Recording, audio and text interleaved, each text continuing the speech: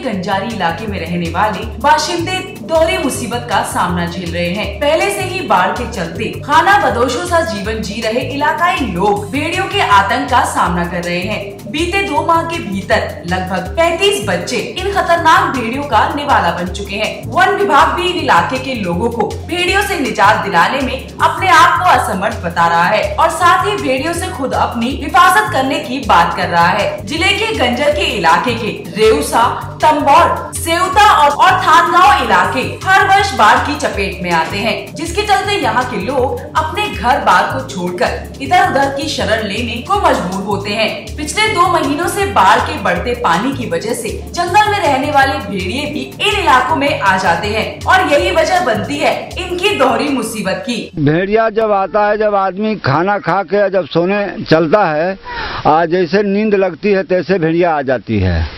तो मान लीजिए अब तो हमारे गांव में कई बच्चों मतलब चपेट कर दिया, कई लेबरों को चपेट कर दिया।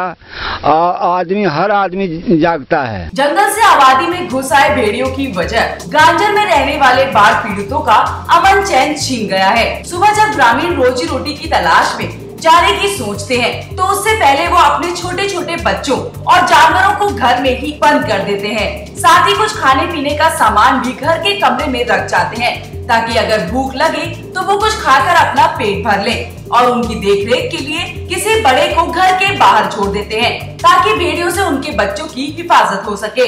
जैसे ही हम लोगों को नींद लगी और बच्चा अपनी माँ की गोद में सो रहा था, भेड़िया तुरंत आया और बच्चे को लेकर के भागा। हम लोग पीछे पीछे दौड़े, हल्ला किए। 2-3 गांव के लोग जब इकट्ठा हुए फिर भी बच्चा हमारा नहीं मिला।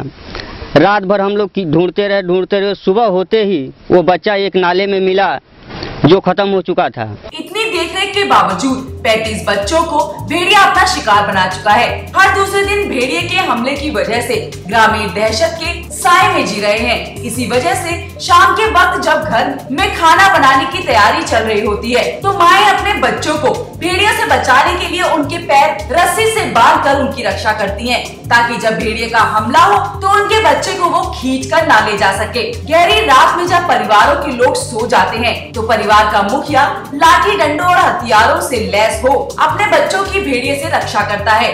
ग्रामीणों का आरोप है कि ना तो वन विभाग के लोग उनका हालचाल लेने आते हैं और न ही आज तक कोई प्रशासनिक अधिकारी उनकी सुध लेने आया। आरोप तो यहाँ तक है कि जब कभी भी वन विभाग के लोग भूले भटके आ भी जाते हैं तो सिर्फ हिदायत देते हैं कि भेड़ियों से वो अपनी खुद रक्षा करें और जब किसी बच्चे को भेड़िया खा भी जाता है तो वन विभाग के लोग उस परिवार के जख्मों को कुरेदने का काम करते हुए मात्र 3000 रुपए की मदद कर देते हैं और चले जाते हैं, फिर पलटकर रुख भी नहीं करते।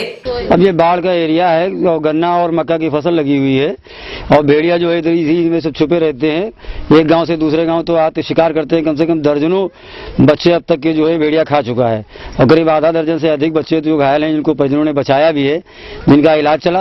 वन विभाग को गाँव वाले सूचना देते हैं। वन विभाग का जो है औपचारिकता पूरी करने के लिए गाँव के दरवाजे पे आए, पूछा और चले जाते हैं। पिछले 2 महीनों से लगातार हो रहे भेड़ियों के हमलों से अब तक करीब 35 बच्चे शिकार हुए हैं और वन विभाग के DFO RP वर्मा सिर्फ अपने कमरे में बैठकर ये बताते हैं कि अब तक सिर्फ 5 बच्चों को ही भेड़ियों ने अपना शिकार बनाया है। उनसे जब ग्रामीणों की सुरक्षा के मद्देनजर बात की जाती है तो वो कहते हैं कि हम इस मामले में कुछ नहीं कर सकते, ग्रामीणों को अपने बच्चों की खुद रक्षा करनी पड़ेगी। ये बात कहकर अपनी जिम्मेदारी से मुंह मोड़ लेते हैं। एक नहीं, वहाँ पे कई भेड़िया की संभावना वहाँ पर है क्योंकि वो एक तरह से जो भौगोलिक जो स्थान है वो भेड़िया के अनुरूप है।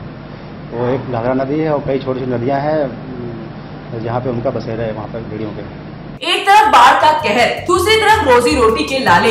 इतना सब कुछ सहने के बावजूद भी हर पल भेड़ियों के आतंक के साए में सो रहे ग्रामीण आस में बैठे खामोशी से सब कुछ सह रहे हैं। लोग ये सोचकर खामोश है कि आज नहीं तो कल इन भेड़ियों से निजात तो मिल ही जाएगी। अब देखना ये है कि वन विभाग के लोग अपनी जिद को छोड़कर भेड़ियों से मासूमों की जान बचाने के लिए कोई ठोस कदम उठाते हैं या फिर ये सिलसिला लगातार जारी ही रहेगा और हर दूसरे दिन एक माँ की गोद सूनी होती रहेगी। सीतापुर से रविंद्र सक्सेना की रिपोर्ट, लाइव उत्तर प्रदेश।